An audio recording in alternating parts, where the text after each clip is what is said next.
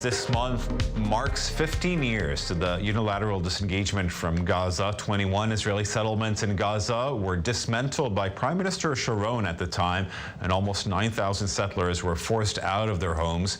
Hamas took power in Gaza and still is in power since. Many settler families are still coping with the trauma and with the difficulties of adaptation in their new homes. We're now joined by Rivka Goldschmidt. She's a former Gush Katif resident, now living in Ganei Tal near Gadera. Thanks so much for joining us, Rivka. First and foremost, I want to ask you, is there a day that you don't miss your old home? Excuse me? Is there a day that you don't miss your old home?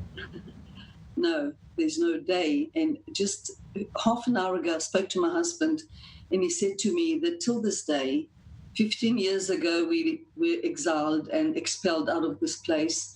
And till this day, he still dreams that he is in the hothouse working and going to check whether the growth is correct and it's going well till this day.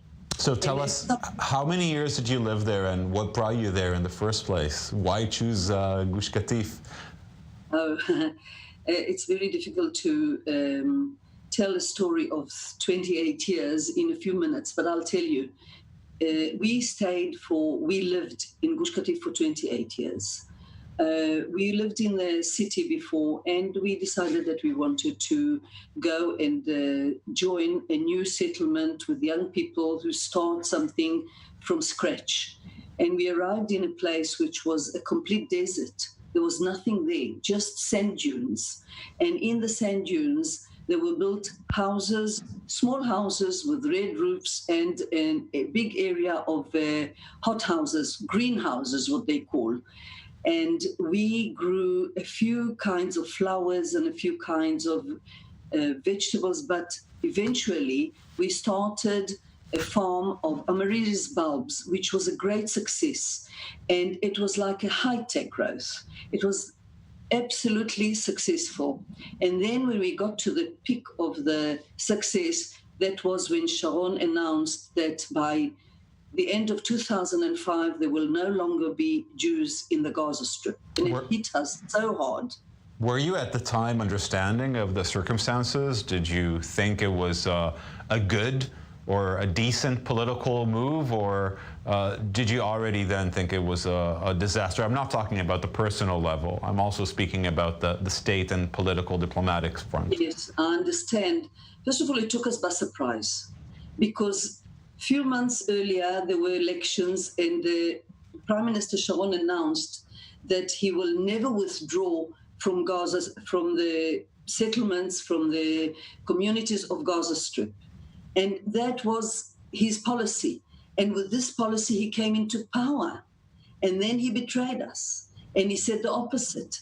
And no, it wasn't a decent thing altogether, because he had a personal matter that he had to figure out with the left wing in Israel, knowing that if he will take such steps, he's going to be excused or forgiven for whatever his issues were.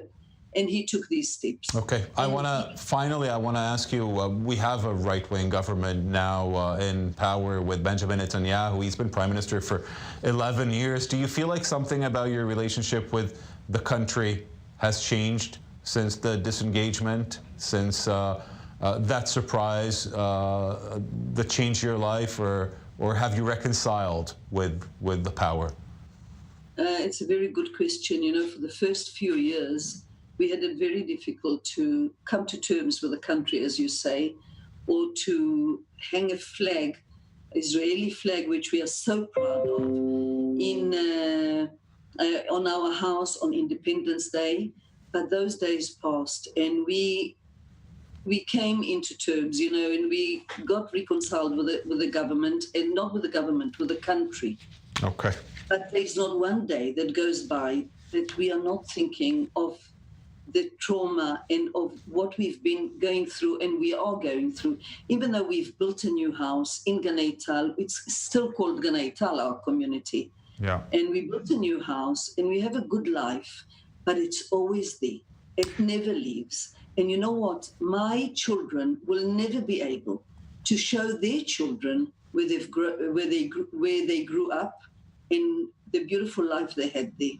That's true. Well, hopefully, I hope that one day they will be able to visit Gaza, even if it is Palestinian, on peaceful terms, and show them. Rivka Goldschmidt, thank you so much for joining us today and discussing 15 years of the disengagement from Gaza. Okay, thank you.